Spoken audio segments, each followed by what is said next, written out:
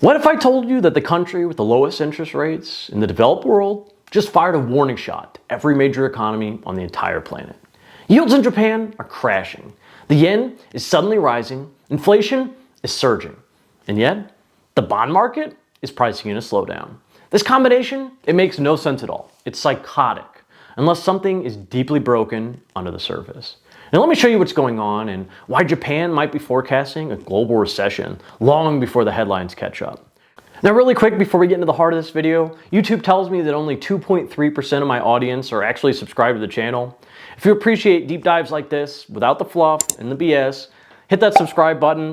It helps way more than you think. Anyway, back to the video. Japan's 10-year government bond yield just posted its sharpest decline since August. A decline that echoed the massive volatility seen during the 1987's Black Monday. And that's not normal behavior. The Japanese bond market is tightly controlled, heavily influenced by the central bank. So, when it moves this fast, it means one thing: confidence is evaporating. Normally, falling yields means that markets expect slower growth or falling inflation. But here's the problem. Inflation isn't falling in Japan. It's actually rising. In March, Japan's core CPI, excluding food, rose 3.2%. Rice prices are at 50-year highs, and unlike the US, Japan's consumers have much lower tolerance for cost increases because wages have barely moved in decades. Now, combine that with what happened in foreign exchange markets. The yen started rising fast. A rising yen is a flight to safety. It's also a warning sign of stress in the global financial system, especially when it happens alongside falling bond yields and no clear catalyst. But why would the yen rise if Japan is struggling? Now this is where things get finicky. A stronger yen often reflects capital flowing into Japan. Not because investors are excited, but because they're scared. The yen, like the US dollar and the Swiss franc, become a safe haven when global uncertainty rises. So when the yen strengthens, while Japanese yields fall, that usually means investors are retreating from risk worldwide. Now what the bond market is saying is simple. Inflation, it might be high now, but growth is about to collapse. And with that collapse, inflation will not just cool, it'll reverse and maybe even become deflation. And this isn't just happening in Japan, it's happening across the globe. The yield curve is screaming. German bond yields are rolling over, US treasuries are rallying, and swap markets are now pricing in not only a pause from major central banks, but actual rate cuts, which most of the world's already doing. The market is saying loud and clear, you're done hiking. You're going to be cutting soon if you aren't already. Swap markets are basically bets on what central banks will do. Now, when they price in less than a 10% chance of a rate hike, they're not just guessing. They're making billion-dollar trades, billion-dollar bets on that assumption. So if traders believe that the Bank of Japan is done hiking, despite its public statements, that means the market sees real danger ahead, probably recession, possibly deflation. These are not emotional decisions. They're mathematical outcomes based on leading data. Now, let's go back to Japan. Earlier this month, US tariff threats really started to ramp up. Bank of Japan Governor Kazuo Ueda warned that growing US protectionism, especially with tariffs, would damage confidence and slow down the economy. Now, this is central bank speak for, we are screwed if this escalates, but here's where it really gets twisted. The Bank of Japan still says that it might hike rates even further. They've spent over a year preparing markets for this first real rate normalization in decades. But their own bond market is now rejecting that path. Swap contracts now show less than a 10% probability of a rate hike in May. In fact, 5 to 10-year yields are falling so fast that investors are behaving like the Bank of Japan will be cutting by summer. And that's a huge problem, because when a central bank says one thing and the bond prices say another thing in the opposite direction, the bond market is almost always right. You can see this in the US data as well. If you look at the spread between the 2-year treasury yields and the federal funds rate, the 2-year, it almost always leads. The Fed's just following it around.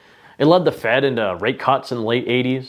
It led them before the dot-com bust. It led them again in 2007. It led them in 2018 when Powell insisted on staying hawkish and the 2-year rolled over and forced to pivot within months. Central banks often talk about being data dependent, but the data they watch, inflation prints, unemployment rates, they're all lagging indicators. The bond market, however, is forward-looking. And that's why traders often say, watch the yield curve, not the headline. Because by the time the official recession call is made, the bond market has already moved. Sometimes months earlier. You usually don't know if you're in a recession until 3, 6 months, a year or later. Like Japan just hit the canary in the coal mine. And this is why it matters even more. Japanese inflation, it's not being driven by consumer demand. It's being driven by costs, tariffs, input materials, food, labor shortages. That kind of inflation, the supply side inflation, is the most dangerous kind because it destroys spending power without creating growth.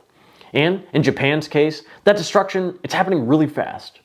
Real wages are falling, hours worked are being cut, corporate profits are sliding, and yet businesses are raising prices anyway, just to survive. Now, think about the average Japanese household. Their wages have barely moved in 20 years. Can you imagine if your income hasn't changed in 20 years? And now they're facing raising prices for food, energy, and imported goods. Unlike in the US, where credit cards can mask the pain for a while, Japanese consumers tend to be far more conservative with debt. They don't use credit cards very much. And that means when cost goes up, spending drops immediately. And when the consumer demand disappears, so does corporate revenue and jobs. This is the textbook definition of stagflation. Rising prices with flat or negative growth. And now investors and pricing are in the final phase. A policy mistake that pushes the entire economy into deflation. And we've seen this movie before. Japan's lost decade, it began the same way, with policymakers refusing to believe that falling yields meant falling growth. They kept rates too high for too long, and they were way too slow to react. And it ended with 2 decades of near zero growth, collapsing demographics, and a government bond market that became totally reliant on central bank intervention. Now fast forward to today and ask yourself, does any of this sound familiar? Because in the US, we're watching the same cracks begin to appear. Hours worked are falling. Retail sales are softening. The AI trade is losing steam. And even semiconductors, a sector that never sleeps, is flashing red. ASML recently posted weaker than expected orders. Nvidia is slowing down hiring. And big chip buyers are starting to walk back guidance. They're making less buys.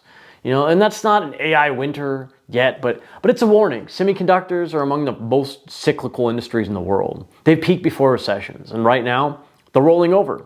Pair that with falling bond yields, a strong dollar, and collapsing freight rates, and you start to see the same picture Japan is painting, just delayed by 6 months or so. Now, if you've been watching the markets lately and wondering why bond ETFs are rising while tech stocks feel stuck or even falling, this is why. Capital is rotating, quietly but decisively. Institutions are moving out of risk assets and into cash or short-term treasuries or cash equivalents and hard assets. It's not panic yet, but it's absolutely preparation. And that brings us to the most important point. It's not just about investors. It's about your wallet, your job, and your retirement.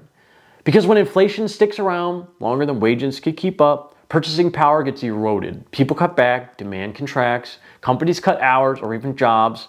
And when that happens at scale, inflation doesn't stick, it flops. First, disinflation, then even outright deflation. And the central banks, they always lag by months. The Bank of Japan still says that they want to raise rates, but their own bond market is saying that it's too late. They missed their shot. And they'll have to reverse course and cut hard. Now, if that sounds familiar, it should. It's the same pattern we saw in the US after 2018, the same mistake that the European Central Bank made before 2012, and it's the same trap that policymakers fall into when they first fight inflation using tools that were never designed to fix the problem. So what happens next? Barring a major reversal in tariffs or global demand shock to the upside, and neither of those look very likely right now, we're heading into a synchronized global slowdown, maybe even global recession. The bond market sees it, the yen sees it, and now the tech sector sees it too. For investors, that means one thing: risk off. The safety trade is already underway.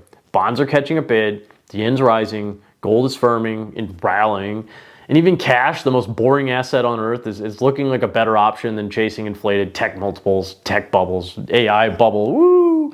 And if you're saving for retirement or managing portfolios or just trying to preserve your purchasing power, now's the time to listen to the bond market. As boring as that sounds, because when the most manipulated bond market in the developed world starts moving like this, it's not noise, it's signal. Japan is not just flashing a warning, it's holding up a mirror. And the reflection we're seeing is our own future, just a few months early. Thank you so much for watching. If you enjoyed this video, please subscribe. It means so much to me. Hit the like button and leave a comment down below. telling me what you think is going to happen. Do you think this is just noise after all, or do you think we're headed into a global recession? Thank you so much for watching, and I'll see you next time.